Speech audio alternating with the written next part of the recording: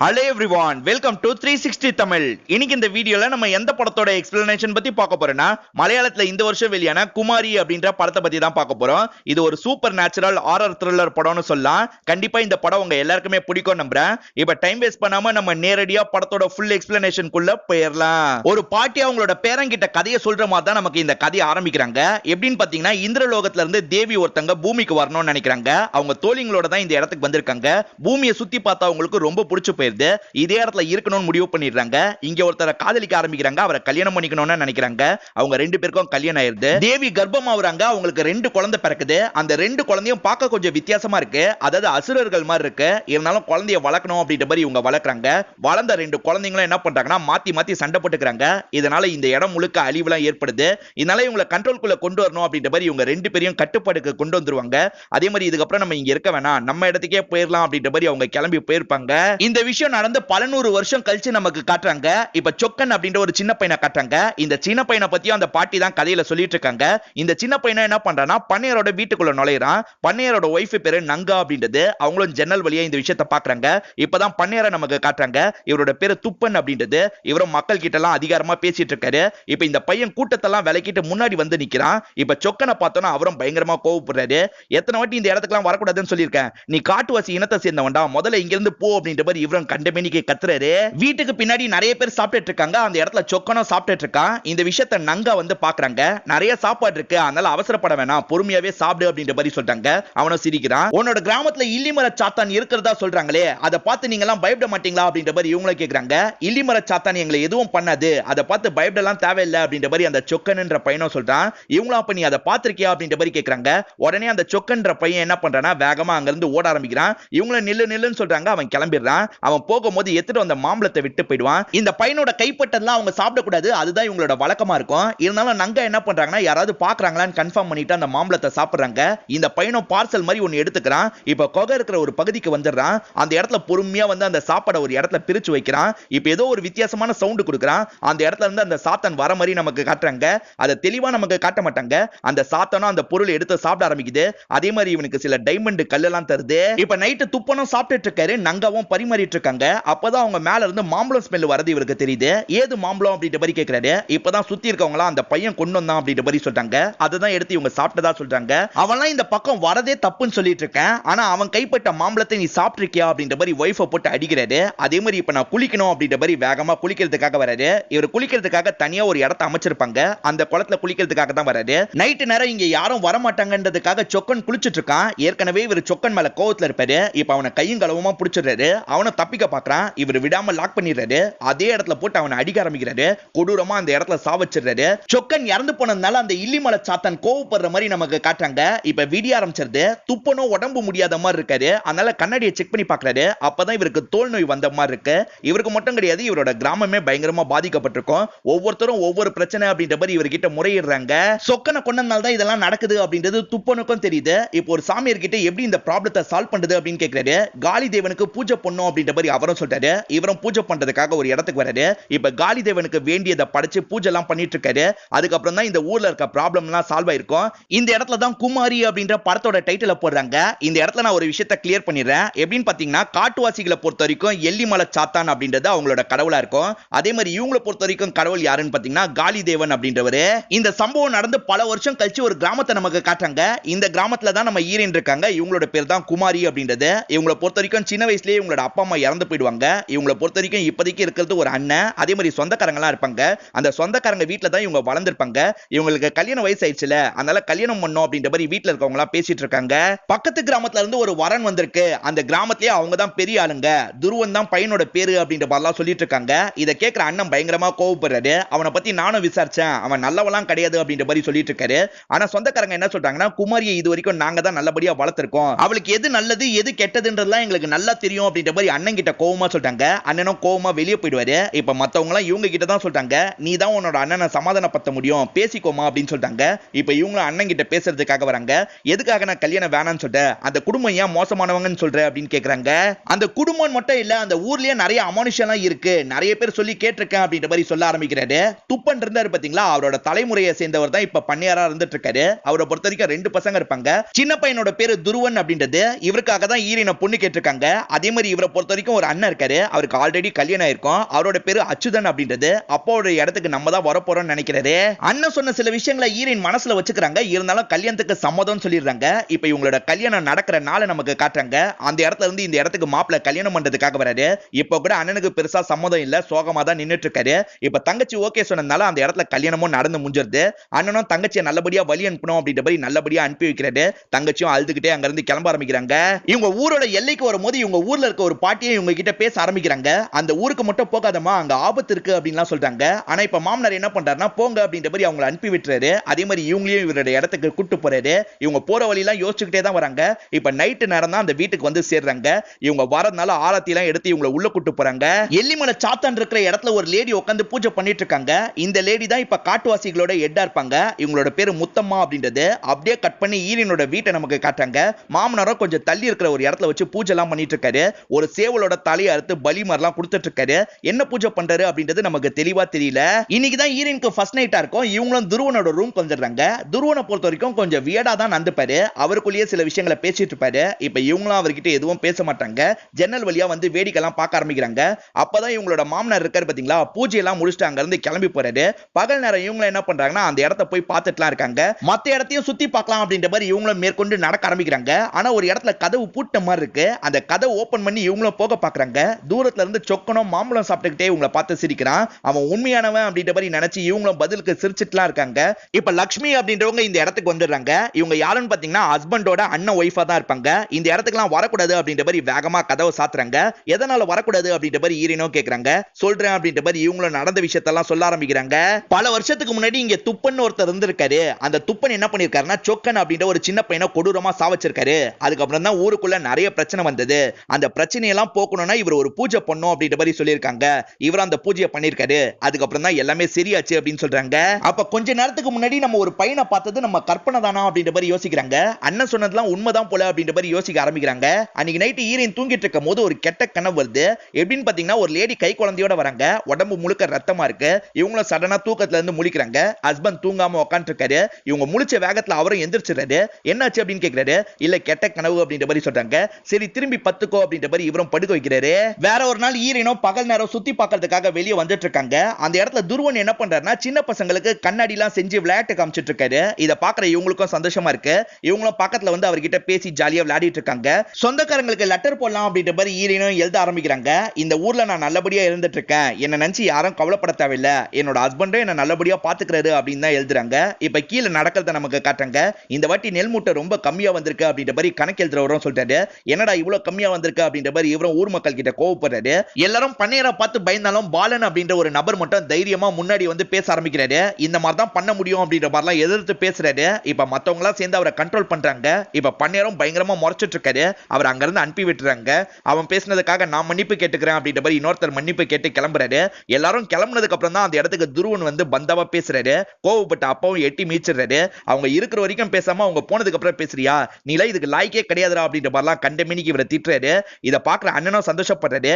அப்பாக்கு அப்புறம் நான் தான் சொல்றாரு. துருவன் அவரோட அப்பா கிட்ட அசிங்கப்பட்டாரு பாத்தீங்களா, அந்த விஷயத்தெல்லாம் ஈரனும் கவனிச்சிருப்பாங்க. இப்ப துருவனும் தலைலாம் ஈரமா இருக்கிறதுனால துவட்டுறாரு. இப்ப ஈரனும் பக்கத்துல வந்து அவருக்கு ஹெல்ப் பண்ண ஆரம்பிக்கிறாங்க. இப்பதான் துருவனும் அவரோட கஷ்டத்தை பத்தி எல்லாம் ஃபீலிங்கா சொல்லிட்டு இருக்காரு. துருவனை பொறுத்த வரைக்கும் நார்மலா இருக்க மாட்டாரு, கொஞ்சம் வியர்டா தான் நடந்துப்பாரு. இதனால இந்த ஊர்ல இருக்க பாதி பேர் இவரை பைத்தியம் பைத்தியம் தான் சொல்லி கூப்பிடுவாங்க. இவர் முன்னாடி கூப்பிட முடியலனாலும் பின்னாடி வச்சியாவது கூப்பிட்டுக்கிட்டே இருப்பாங்க. இதனால இவரும் பயங்கரமா கோவப்படுவாரு. இவருக்கு சொல்லி கொடுத்த ஆசிரியர் கூட அப்படிதான் பண்ணிருப்பாங்க. அவங்களெல்லாம் எரிக்கணும் போல எனக்கு தோணுச்சு அப்படின்ற மாதிரி சொல்றாரு. அதே மாதிரி ஒரு நாடக கலைஞர் கூப்பிட்டுருப்பாரு. அதனால கோவப்பட்டு அவரோட நாக்கியை அறுத்திருப்பாரு. இதெல்லாம் கேட்கிற ஈரனோ ஷாக் ஆகுறாங்க. இருந்தாலும் ஹஸ்பண்ட் ஆறுதல் பத்த ஆரம்பிக்கிறாங்க. கவலைப்படாதீங்க, அப்போ உங்க கூட யாரும் இல்ல, இப்போ உங்களோட சோகத்தெல்லாம் பகிர்ந்துக்க நான் இருக்கேன்ல அப்படின்னு சொல்றாங்க. இந்த இடத்துல ஒரு சாங் மாதிரி நமக்கு காட்டுறாங்க. ஈரனோ ஓரளவுக்கு அவரை கொஞ்சம் கொஞ்சமா மாத்த ஆரம்பிக்கிறாங்க. அவருக்கும் ஈரனோ ரொம்ப பிடிக்க ஆரம்பிச்சிருக்கு. இவங்க ரெண்டு பேருமே சந்தோஷமா நிறைய இடத்த சுத்தி பார்க்கறதெல்லாம் சாங் மாதிரி காட்டுறாங்க. துருவனோட அண்ணன் பேரு அச்சுதன் அப்படின்றது. அவர் வீட்டை விட்டு கிளம்பி வேற ஒரு வீட்டுக்கு வராரு. அந்த இடத்துல பாரிஜாதன் ஒரு பொண்ணு இருக்காங்க. இவங்க ரெண்டு பேருக்கும் அஃபேர் போகுதுன்னு காட்டுறாங்க. அப்படியே கட் பண்ணி ஈரனை காட்டுறாங்க. இவங்களும் சுத்தி பார்க்கறதுக்காக வெளியே வராங்க. இப்பதான் அந்த பையன் இவங்களுக்கு தெரிய ஆரம்பிக்கிறான். அந்த பையன் எங்கேயோ வேகமா போயிருப்பான். இவங்களும் ஃபாலோ பண்ண ஆரம்பிக்கிறாங்க. ரொம்ப தூரம் போய் ஒரு மரத்துக்கு பின்னாடி அந்த பையன் ஒளிஞ்சுக்கிறான். இவங்களும் அவனை பார்க்கலாம் அப்படின்ற மாதிரி அந்த இடத்துக்கு வந்து பாக்குறாங்க. அந்த இடத்துல பார்த்தா முத்தம்மா தான் உட்கார்ந்து இருக்காங்க. இவங்களை பார்த்தோன்னு முத்தம்மாவும் பக்கத்துல வந்து பேச ஆரம்பிக்கிறாங்க. உனக்கு சீக்கிரமே ஒரு குழந்தை பிறக்க போகுது. அந்த குழந்தை அங்க இருக்கிறது ரொம்ப ஆபத்து, சாவடிச்சிருவாங்க. இல்லிமலை சாத்தான் மட்டும் தான் உன்னோட குழந்தையை காப்பாற்ற முடியும் அப்படின்ற மாதிரிலாம் சொல்றாங்க. இதை கேக்குற ஹீரோயினுக்கு ஒண்ணுமே புரிய மாட்டேங்குது. வேகமா அங்க இருந்து பயந்து ஓட ஆரம்பிக்கிறாங்க. இவங்க ஓடிட்டு இருக்கும் போது இவங்க இதே விஷயத்தை தான் சொல்றாங்க. லக்ஷ்மி வீட்ல இருக்கும் போது பின் சைடுல இருந்து சவுண்ட் கேக்குது. லக்ஷ்மியும் வேகமா அந்த இடத்துக்கு வராங்க. அந்த இடத்துல ஹீரோயின் தான் ஓடி வந்து நின்னுட்டு இருப்பாங்க. என்னாச்சு ஏதாச்சுன்ற மாதிரி லக்ஷ்மியும் கேட்டுட்டு இருக்காங்க.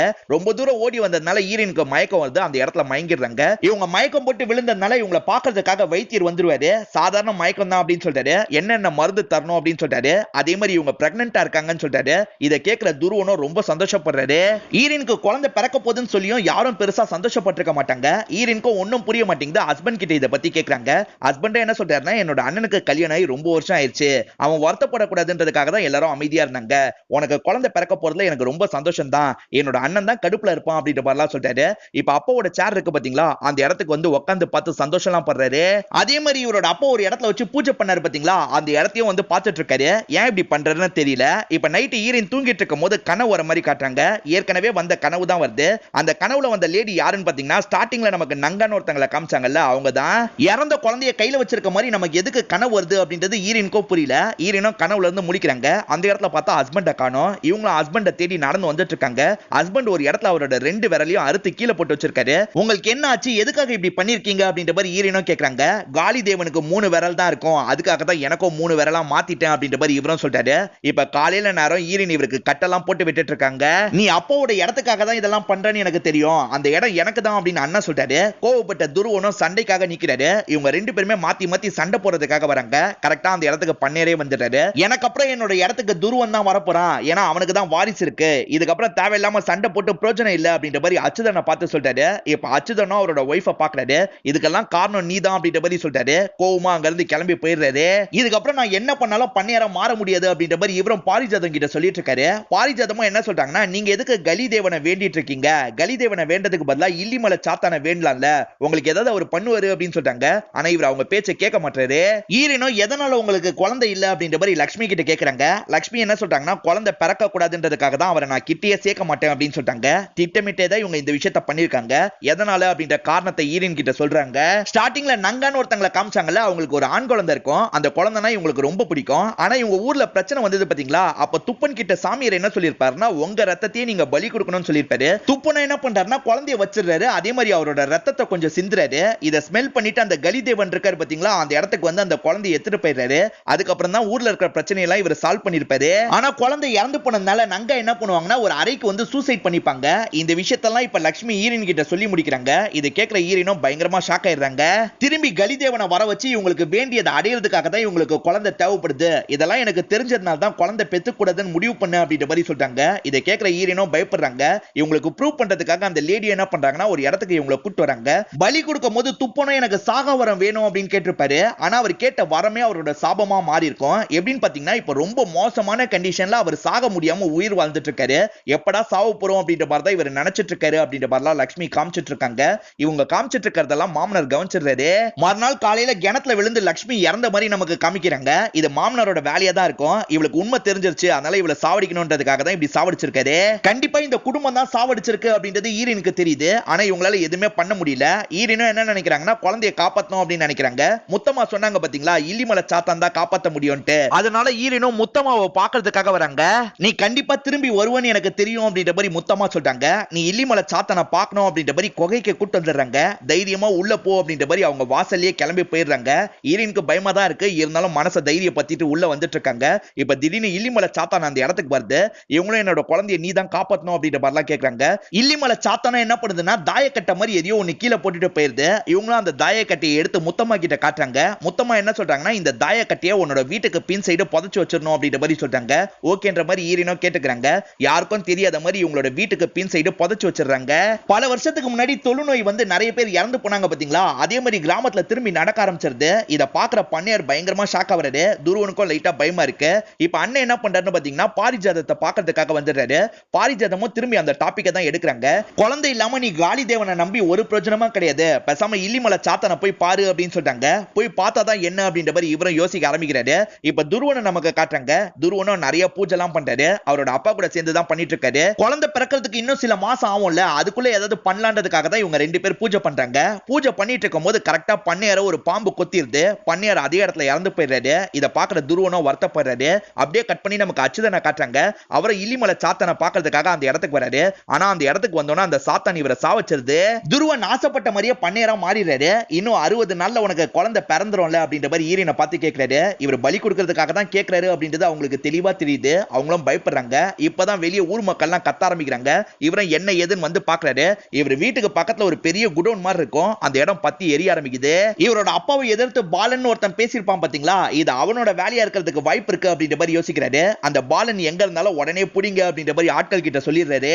நீ தானே இந்த வேலையை பண்ண, ஒழுங்கா ஒத்துக்கோ அப்படின்ற மாதிரி புடிச்ச பாலன் கிட்ட விசாரணை பண்ணிட்டு இருக்காரு. பாலன் என்ன சொல்றாருன்னா, நாளா இந்த வேலையை பண்ணல, அந்த எல்லிமலை சாத்தனை வச்சு அந்த காட்டுவாசிங்க தான் இந்த வேலையை பண்ணிருப்பாங்க, முடிஞ்சா அவங்க கிட்ட தைரியமா கேட்டு பாரு அப்படின்ற மாதிரி கோவமா சொல்றாரு. துப்பனை பொறுத்த வரைக்கும் இவரோட வம்சத்தை சேர்ந்தவரா தானே இருப்பாரு. அதனால துருவனை என்ன பண்றாருன்னா அவர்கிட்ட ஆலோசனை எல்லாம் கேட்டுட்டு இருக்காரு. அதுக்கப்புறம் என்ன பண்றாருன்னா நிறைய ஆட்களை கூப்பிட்டுறாரு. அந்த காட்டுவாசிங்களை அடிக்கணும்னு முடிவு பண்ணிடுறாரு. அவங்க எல்லாரையும் அடிச்சு ஒரு இடத்துல லாக் பண்ண மாதிரி வச்சிடறாரு. அதே மாதிரி அவங்களோட வீடு எல்லாத்தையும் எரிச்சு விட்டுருவாரு. இன்னும் கொஞ்சம் நாள்ல எனக்கு குழந்தை பிறந்துரும், அதை கலிதேவனுக்கு படைச்சிட்டனா சக்தி வாய்ந்தவனா மாறிடுவேன் அப்படின்ற மாதிரிலாம் இவர் சொல்லிட்டு இருக்காரு. ஆனா முத்தமா பயங்கரமா சிரிக்கிறாங்க. அதெல்லாம் நடந்தாதானே அப்படின்னு கேக்குறாங்க. இல்லிமலை சாத்தான் இருக்கிற வரைக்கும் அது நடக்காது அப்படின்ற மாதிரி சொல்றாங்க. அதே மாதிரி இவரோட ஒய்ஃப் சாத்தானை வந்து பார்த்துட்டு போனாங்க பாத்தீங்களா, அதை பத்தியும் சொல்லிடுறாங்க. இதனால இவரும் கோவப்பட்டுறாரு. எது என்னோட ஒய்ஃப் இங்க வந்தாலா அப்படின்ற மாதிரி இவங்களோட கழுத்தெல்லாம் பிடிக்கிறாரு. இவங்களும் சத்தமா கத்த ஆரம்பிக்கிறாங்க. இப்ப இல்லிமலை சாத்தான் ஏதோ செயல்படுற மாதிரி நமக்கு காட்டுறாங்க. அந்த இடத்துல இயற்கைலாம் வேற மாதிரி மாற ஆரம்பிக்குது. இவர் கூட வந்தவங்களும் இங்க இருந்து கிளம்பிடலாம் அப்படின்ற மாதிரிலாம் சொல்றாங்க. இயற்கையோட சீற்றத்தால இவரோட ஆட்களே நிறைய பேர் கொல்லப்படுறாங்க. இதுக்கப்புறமா இங்க இருக்க கூடாதுன்ற மாதிரி இவரை ஓடிடுறாரு. இப்ப இவர் வீட்டுக்கு வந்த மாதிரி காமிக்கிறாங்க. ஒய்ஃப் அந்த இடத்துக்கு போனது இவருக்கு தெரிஞ்சதுனால ஒய்ஃப் மேல பயங்கரமா கோவப்படுறாரு. உன் மேல எனக்கு ரொம்ப கோவம் இருக்கதான் செய்யுது, ஆனா குழந்தை பிறக்கிற வரைக்கும் உன்னை என்னால எதுவுமே பண்ண முடியாது, அதுக்கப்புறம் உன்னை கவனிச்சுக்கிறேன் அப்படின்ற மாதிரி கோவமா அங்கிருந்து கிளம்பி போறாரு. ஈரனும் இங்க இருந்து தப்பிக்கிறதுக்கு ஏதாவது வழி கிடைக்குமா அப்படின்ற மாதிரி யோசிச்சுட்டு இருக்காங்க. நாட்கள் கொஞ்சம் கொஞ்சமா ஓடுறத காட்டுறாங்க. இப்ப பாரிஜாதமும் துருவனோட வீட்டு வாசல்ல வெயிட் பண்றாங்க. ஆளுகிட்ட நான் வெளியே வெயிட் பண்றதை பத்தி சொல்லுங்க அப்படின்னு சொல்றாங்க. இப்ப துருவனும் பாரிஜாதத்தை பாக்குறதுக்காக அவங்களோட வீட்டுக்கு வந்துடுறாரு. அண்ணனை எப்படி பேசி ஏமாத்தினாங்களோ அதே மாதிரி இவரையும் ஏமாத்த ட்ரை பண்ணிட்டு இருக்காங்க. இல்லிமலை சாத்தானை நம்பு அப்படின்ற மாதிரிலாம் சொல்லிட்டு இருக்காங்க. ஆனா இவருக்கு இவங்களை பத்தி நல்லா தெரிஞ்சிருக்கு. என்னோட அண்ணனை வேணா நீ ஏமாத்தலாம், என்ன ஏமாத்த முடியாது அப்படின்னு சொல்றாரு.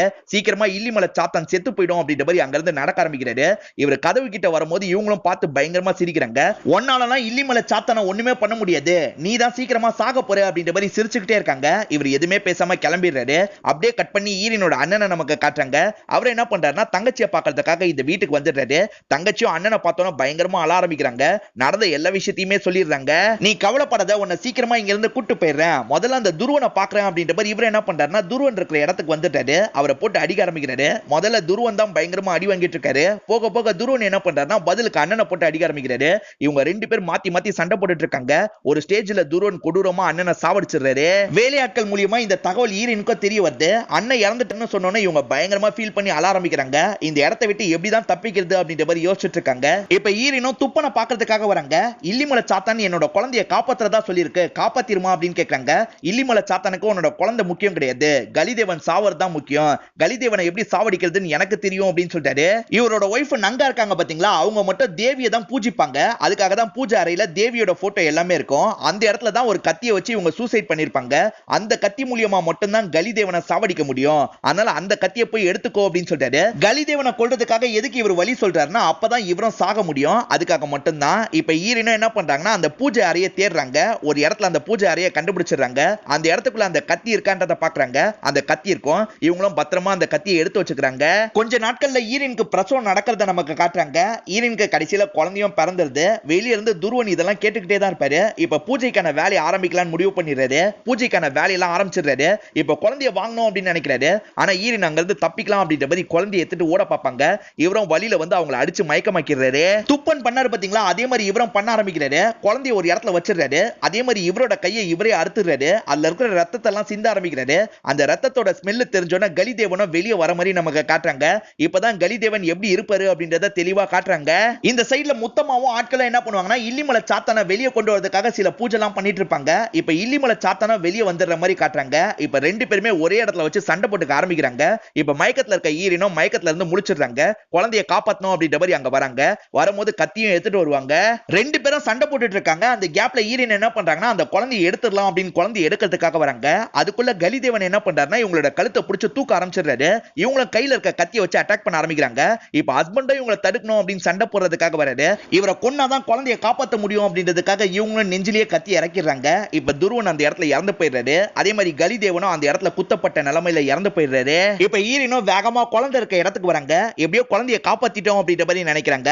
இப்பதான் இல்லிமலை சாத்தான் இருக்கு பாத்தீங்களா, கிணத்து மேல உட்காந்து இவங்களை பார்த்துட்டு இருக்கு. இவங்களும் பதிலுக்கு அதை பார்த்துக்கிட்டே இருக்காங்க. திடீர்னு இல்லிமலை சாத்தான் அங்க இருந்து பறந்த மாதிரி போயிருது. இதுக்கப்புறம் குழந்தைய நல்லபடியா பாத்துக்கணும் அப்படின்ற மாதிரி நினைக்கிறாங்க. இப்ப பன்னியாரோட இடத்துல யாருமே கிடையாதுல, ஈரின் தான் பன்னியாரோட இடத்துல உட்காந்து எல்லா விஷயத்தையும் கவனிச்சுக்கிறாங்க. இப்ப ஊர் மக்களுக்கு நல்லதான் நிறைய பண்றாங்க. ஊர் மக்களை அவங்களோட விருப்பத்துக்கு ஃப்ரீயா விடுறாங்க.